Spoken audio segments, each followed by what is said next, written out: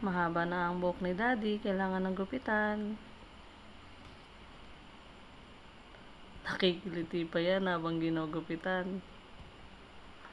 Ito lang ang alam kong gupit, Daddy, kaya pagtiisan mo na lang. Gwapo ka naman lagi sa paningin ko kahit anong gupit mo eh.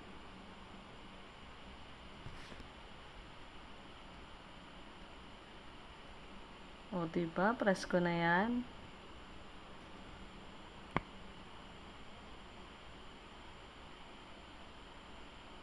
Siyempre, para mas lalong malinis tingnan, ahitin natin ang bigote mo. Ang bait naman ng alaga ko. Dahil tapos na nga, pakita natin sa salamin na itsura niya. Mukhang nagustuhan naman ng gupit. Pogi na naman yan.